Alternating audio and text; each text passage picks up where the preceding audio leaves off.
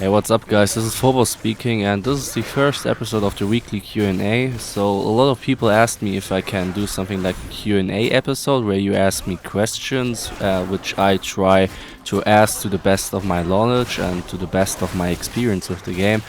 And I will try to do so and give you the best answers I can think of, but please understand that sometimes these answers might not be the ultimate answers. I will just answer with my gut feeling and with my experiences, and my experiences might not apply to the experiences of someone else, so please keep that in mind when considering these answers of mine. But now let's get to the first questions of today.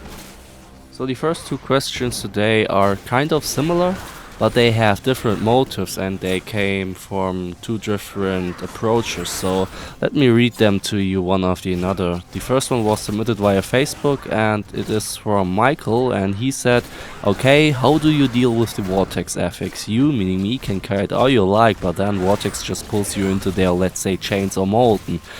I'm having a hard time in Act 2 Inferno. I sold most of it up to Belial, which obviously I can't beat as of now, but I'm trying to run through the act again to farm, but I just can't kill any of the champ packs.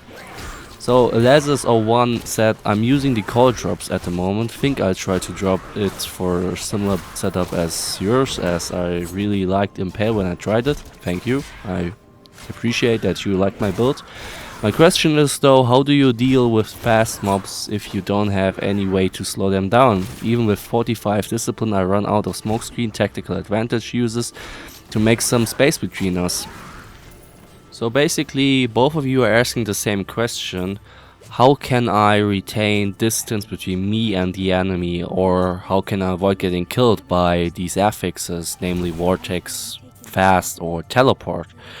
So basically what one has to consider when fighting one of these champion packs and when engaging them is, when you see that champion pack coming and you know instantly, okay, they have vortex, fast or teleport or one of these affixes, you have to look at what other affixes these monsters have, because your entire strategy on how to deal with them is based upon that fact.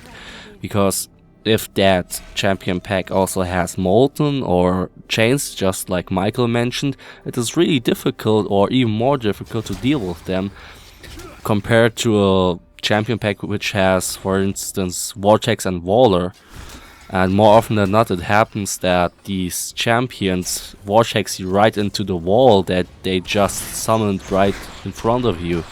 And yeah, this is something you have to really keep in mind, and you have to check this as fast as possible.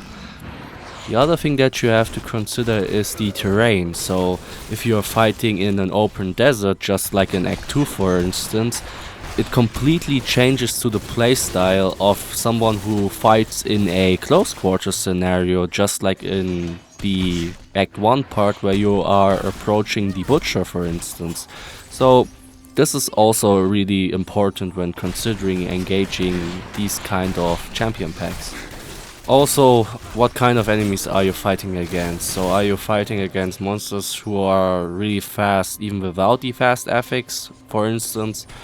Also what you should consider is, are you fighting alone or are you fighting within a group? Because that really changes a lot. So let's get to these questions and how you can deal with these affixes.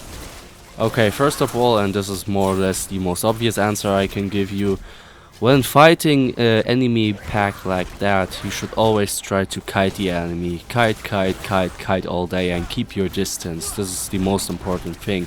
Because you're a range class, you should always try to stand at max range. It is really important to do so. And a lot of people underestimate that, so it's quite obvious for that, but some people just don't recognize their range they actually have. They can stand at really, like, you can shoot and harm enemies that are not even on your screen, so why not make use of that?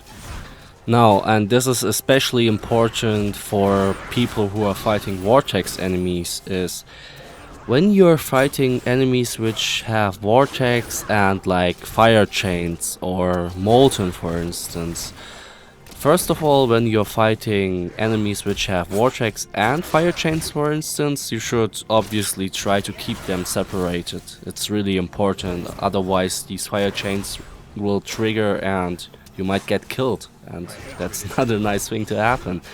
So what I would recommend is abuse the terrain you have. If you're fighting in an open desert, even there you will find some obstacles. It is really important that you kite these enemies right around these obstacles, so that when you're vortexed, that you are vortexed right into the obstacle and not into the enemies. This is really important. But if you can't avoid getting vortexed right into the enemies which have like molten or fire chains, make sure to press smoke screen immediately, and if you use tactical advantage as well, run away, run out of harm's way as fast as you can. This is really important. Actually, this kind of works, but the thing is, there's some kind of glitch when you have champion packs who have also the molten affix. When you use smoke screen and you stand on the molten ground on the floor, you will sometimes receive damage. But if you use a health pot, for instance, or battle scars from preparation, you won't heal up again. This only, well, gets fixed if you are hit, then the HP will be reset. I don't know what kind of glitch that is or what kind of bug, but that might happen, so keep that in mind.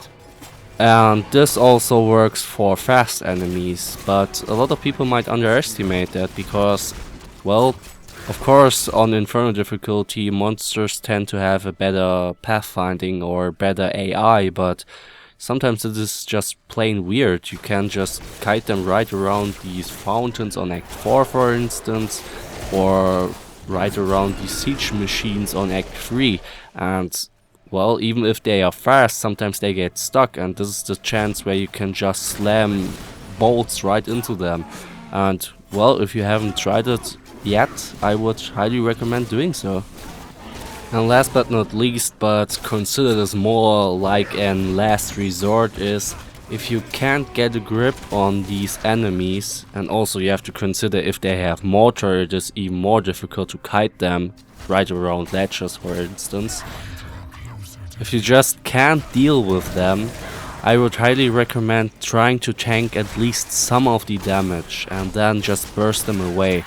And the thing is, if you are playing like a glass cannon playstyle, you most probably won't be able to do so, because basically you can't tank anything, at least not without smokescreen. But if you have some HP and some armor, some resistances and so on and so forth, you can basically tank, or at least try to tank, some of the damage. And I would recommend not using smokescreen for that, because smokescreen is just too brief to tank properly. I would recommend trying Shadow Power with the Gloom rune, because Gloom actually diminishes incoming damage by 65% and it lasts for 3 seconds. So if you are in a World of Hurt where you get a lot of damage in a short period of time, just make sure to press Shadow Power and you should be okay. This depends on your gear, but it is a method you should consider if you are really struggling with these kind of champion packs. That's the Q&A for today. I hope you enjoyed it. I tried to keep it a little bit more brief. I didn't want to do an episode which is like 20 minutes or something like that. If you want more elaborate episodes of the Q&A, just let me know and I will try to see to that. But if you have questions that I should answer for you guys, just make sure to leave them in the comment section below. Leave them on Facebook, Twitter or here on YouTube. Write a PM to my account and I will try to get to them as fast as possible. And one more thing, I actually have to apologize. I won't be home this weekend. Just turns out that way. I didn't know that beforehand, but no content from Thursday or Friday to Monday, but I will try to get a new video out by Tuesday. So fingers crossed guys, and I will see you guys next time. Take care and goodbye.